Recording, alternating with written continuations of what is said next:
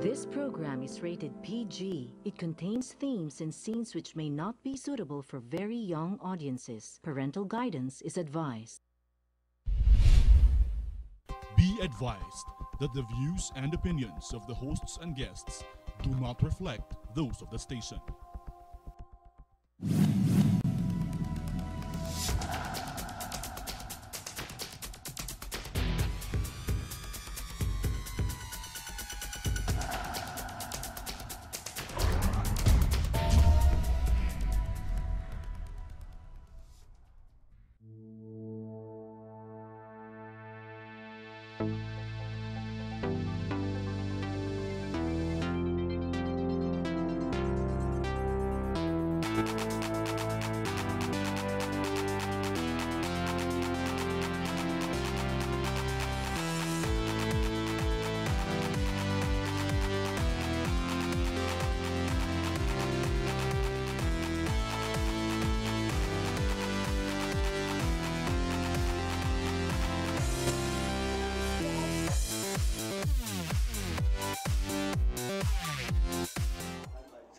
Hello, my name's Harry Tambuatco. Welcome to this program. I know it says Talk to Harry, when in reality it's Harry, hi, that's my name, talking to you. But, well, you know, RJ, Ramon Jacinto gave me this title, so I stayed with it, together now with the white hair, which used to be black. Now, I'm not trying to say I've been here long enough to actually bore you because of my age, but somehow this job of hosting has made it quite interesting because of the many different people that come to guest in the program. Today's topic is going to be quite relevant because it hits all of us. It's called traffic. I know, it sounds ridiculous, frustrating, if anything, redundant, because time and again, every president, every manager we put on, everyone has become a czar. If there was any position higher than the czar, they would probably be giving it to that with one responsibility called traffic. Now, when you talk of traffic, there's one agency that's basically very responsible for it. Now, traffic is not an individual problem. It is a holistic problem. In fact, it's all our problems. Financially, we lose how many billions? Was it not the Japanese survey companies that came out and said how much we stand to lose with traffic, to the time you and I waste on the road just to get from place to place? Remember, without people and movement of products and services, the economy will be stifled and cannot move, meaning there will be no progress. 3, oh wow, we're not even talking about road rage. And then 4, you're talking about basically the agency it's being placed to handle it, who's being made responsible. Napakalapit sa korupsyon. I mean, really, how do we get a czar or a king? Let's call it a king. But no, the czar is probably higher than the king. Okay, the god of traffic. How does one become one? How do we go and solve this issue? Which, incidentally, because it's Christmas, has become more frustrating. Ladies and gentlemen, with us today we have Bong Nebrija. He is with the MMDA, that's the Metro Manila Development Authority. Incidentally, in Manila we don't have a governor, but we had an MMDA which encompasses 17 cities because the great NCR, the National Capital Region, Region 4, this is basically the business hub where what they call Imperial Manila is to all the provinces. Correct me if I'm wrong, Bong. That's right. And thank you for coming to the show. Bong, I've heard of you. You are either famous or infamous because you seem to have a style that comes across rather brash to some people, Yes, who you tell off, and at the same time, people just watching you. First of all, let's start. Who is Bong Nebrija? You said you were with the service before. You're a professional. Yes. With the armed forces. Tell us quickly about your background first. Well, Bong Nebrija is simply an ordinary Filipino. And I don't think so. Ang bilis lang anak well, ko, maski pa paano. Tsaka, you're a person with the service, not yes, armed yes. service. Well, raised in a simple family. Well, basically, took my education in a public school system from elementary to college. Graduated from PMA in 1991. Wow, Joined PMA ka, ha? Yes, joined the Hindi mo Navy. naman kaklase si Trillanes, ano? Underclass ko po, lower than me. He's Pun intended. Let's go forward. Wag na. yes, Okay, yes, continue. Okay. class 95. But I'm class 91, joined the Navy, served at sea for 2 years, then joined Naval Aviation. I'm a rated command pilot of the Philippine Navy, helicopter. Wow. And retired. Piloto ka rin? Yes. Retired in 2007 after serving the armed forces for 20 years. Went to the US for a while. Did not like it very well. So went back. Pareho tayo. Yes, Okay. went back. Went to security, then mining, and what other people say. I found myself under the sun here at MMDA. But why MMDA? Why didn't you pursue being an entrepreneur? Surely you'll make more money. Di ba? Ano ka na? Security services, that's pretty profitable. Yes. Even if I will pursue my aviation career, that will be Oh, more... piloto ka, di ba? Yes. May cousin akong ganyan, si Ernie Del Rosario. He was a pilot. You know? So that's why other people tell me it's either I am a fool for taking this job, or I just simply like it. But I think public service is innate in me. I love what I'm doing. So public service is in my heart. 20 years in the Navy, and now running 2 years at MMDA. This is not an easy job and not also high paying, but then again, my job, somebody has to do it, and I think that's assigned to me. Are you frustrated? Let's talk about the topic today. Yeah. Traffic. Does it frustrate you? Frustrating in the sense that this is a problem that we can solve collectively if we will just discipline ourselves.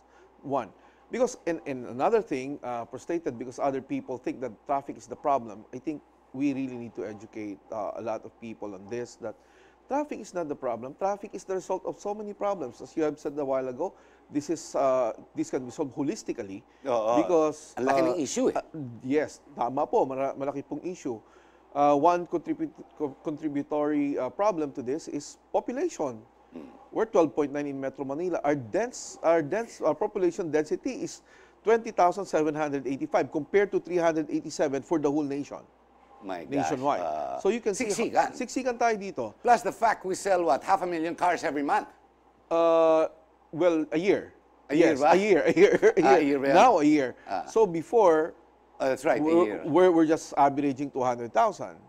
From 2010 to 2015, we're just averaging an annual new car sales of 200,000. But when the train law came up and everybody was anticipating about the excise tax for Last the year yun, I remember. car sales, so it simply jumped from 200 to 400,000. Now we haven't ended the year yet. We're running, I think, 500,000. I know in my office, everybody has a car. Sabi ko, it's ridiculous. But they all actually commute, even though they all own cars. Yes. Because Well, that's good. Kalokohan eh. That's good. Because really, we're over capacity. Ang roads natin, for the 636 square kilometers that we need to have 30% of road networks. So, translating that into numbers, we need 8,200 kilometers. But in actuality, we only have 5,200. So we're down 40%. Yes. And the sad thing about this is 31% of that available road networks that we have, 31% are private roads. Ayun, isa pa yun. So, hindi pwedeng nandiyan na gamitin. po yung mga exclusive subdivisions. No? Yung mga camps natin, military camps at police camps natin, it also adds up. Yeah, malalaki yun eh. Malalaki rin po yun. Malalaki. So, that's one issue, 31%. Then 45%, local roads po to. Ibig sabihin, managed by the local governments. Nako, hindi mo basta-basta mapapasukan mga yan. Tama po yun. Matitibay din mga they're mayor covered by niyan. the local government code. So they have matigas their yan. own traffic management team. Lalaban din yan. And yung 45% na po, dyan na po natin makikita, barangay hall, nasa sidewalk, nasa kalsada. Yeah. May basketball court po tayo sa gitna ng kalsada, hindi natin madaanan. And illegal parking everywhere. Illegal parking, illegal vendors. So Illegal. that's why the Task Force Special Operations has been created to address this, to clear all the roads that are available to us. The head of MMDA is the infamous or famous, again, either or, Danny Lim, Yes. correct? Now, is he frustrated? In this job, I think frustration doesn't have a place for us because if we get frustrated, then it will trickle down the line. Terrific answer. Yes. No choice, or else no you've given choice. up. Yes. Ang sabi ko nga po, bawal ang pikon sa trabaho namin. Even in my job, I know, I get what cursed at, bulled out, I can imagine. shouted at. Even without doing nothing, I'm just explaining to them what the law is and what are we doing about it. The issue with the three agencies that work with the network of roads and traffic, you have the Land Transportation, the LTO. Yes. You've got the LTFRB, and you've got the MMDA. Do you guys work together, or is there competition? Without the 17 cities that you Yes. have to deal with called local government units. Yes. Do you guys all work together, or is it difficult? That's why when President Duterte assumed, he really needed to make sure that we work together from department. Ideal, Yes, work. but not necessarily. Yeah, so that's why the Interagency Council on Traffic was created. IAC. Yes, IAC by the DOTR, so that to make sure that we will be on the same page on this, because traffic. Are you? Yes, we are. Yes, we are. I mean, we're But working. traffic is still a problem, man. Yes, we have so many reasons. I'm sorry, Bong. I hope Yes, you don't yes, mind yes. us being glib. No, no, no. Diretso lang, di ba? I want to answer all these questions so that please. the, Yeah, the, yeah. the public will be informed. As I was telling you before, we have 4 problems that contribute to the traffic. One is population, 12.9. We have a daytime population of 50 Agreed. million. Agreed. The You know, density is too high. we are landlocked area, and we have different provinces whose constituents work, study, and do their business In the here. city, yes. Yes, we have Bulacan, Laguna, Rizal, Cavite. And, coming here to Manila is so easy. They have their own transport. They have their own motor vehicles, and they have their own public transport. So, coming to Manila is so easy nowadays. So, they work, they study, they do their business here. They do shopping during this Here. Christmas season here. So, that's one thing. So, 12.9 million, we raised to 15 million on daytime because of this. Then, we were talking about the new car sales. Before, we're averaging 200,000. 2017 and now 2018, More than you're right. double. More than double. We're reaching up to 500,000 car sales a and, year. and increasing. And increasing. And 26% to 30% of these new car sales are here in National Capital Region. So you can just imagine how many vehicles are added up. We can see it on EDSA. Yes, that's then again we have this is the mismatch here. We lack the road. We have so many cars, but we lack the road networks. I've told you about the percentage a while ago. So Hindi match eh. let's talk about EDSA. EDSA, the AADT, or the annual average daily traffic, is 6,000 vehicles per direction per hour. But Per now hour? per hour. But now we are at 6,800. Oh So my we're talking gosh. about how much overcapacity EDSA is. So aside from that, the capacity for the average capacity for northbound and southbound is around 360,000, but we're at 368 Already. So, already. So you're already in maximum capacity. You're already over capacity. Yes, overcapacity, and now new car sales are coming in. So that's one problem. But we're not expanding EDSA. EDSA remains as 5-lane road per direction. Correct. So and aside from that, we have the fourth problem, which is the drivers' misbehaviors. That we need to enforce the traffic because we need to discipline the motorists. For example, drivers' misbehaviors that cause accidents. Ayun. One accident in EDSA, or even one installed vehicle, Can push it back, no? for 5 minutes, will tail end the traffic for 5 kilometers. Isang aksidente lang. Ano? Isang aksidente lang, kahit isang installed vehicle lang, that will translate, 5 minutes will translate to 5 kilometers tail end of traffic. So, all of this will contribute to what we call the traffic. So, the traffic. I believe, and I really stand by it, that traffic is not the problem. It is the result of all these problems. So, if we, that's why when one of the congressmen in the Committee for Metro Manila Development Authority in Congress blamed us as, or branded us even as useless. I was telling them, no. If you will let us focus on solving the traffic, then we will fail in the conceptual framework in solving it. Because traffic, identifying the problem is a mismatch already. Because traffic is not the problem.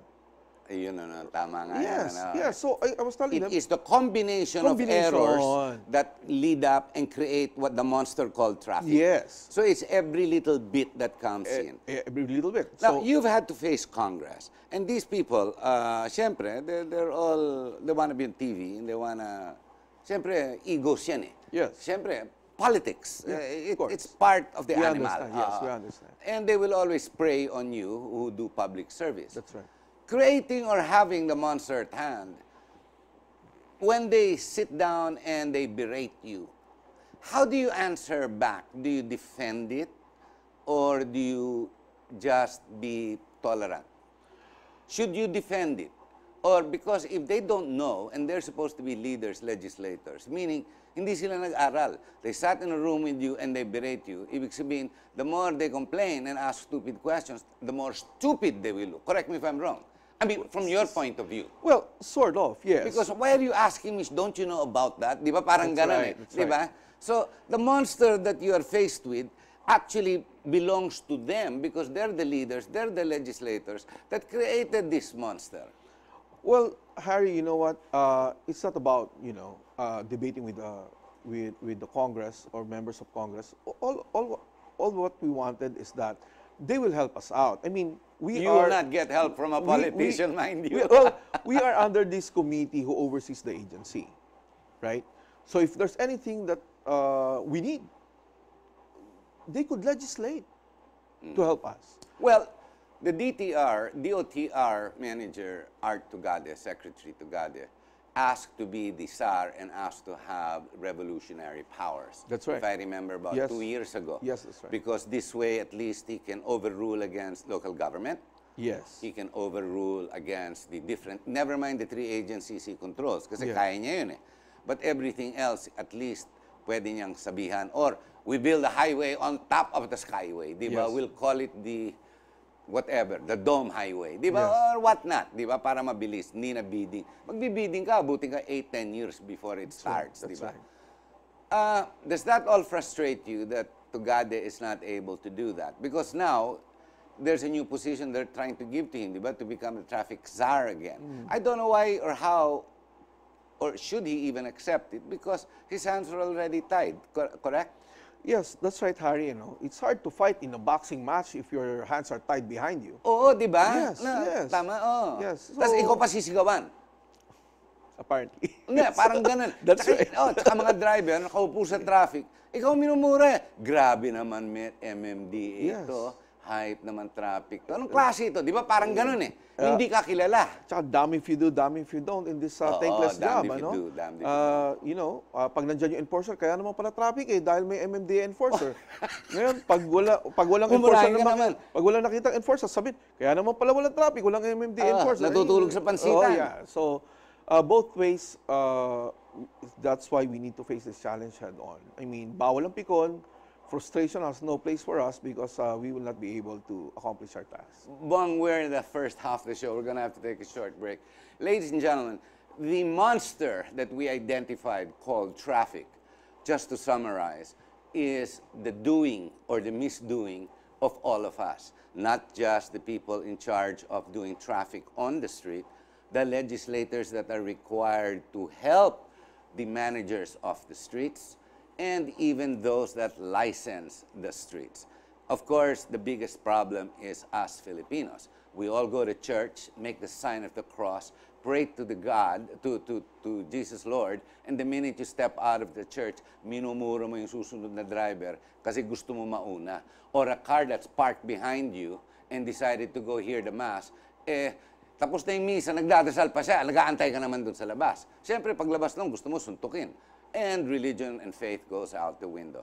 Ladies and gentlemen, stay with us because I'm about to berate you, the driver, because you and I are the real monsters, not the traffic that we create or the people that actually try to manage the road. So monsters, stay with us. We'll be right back.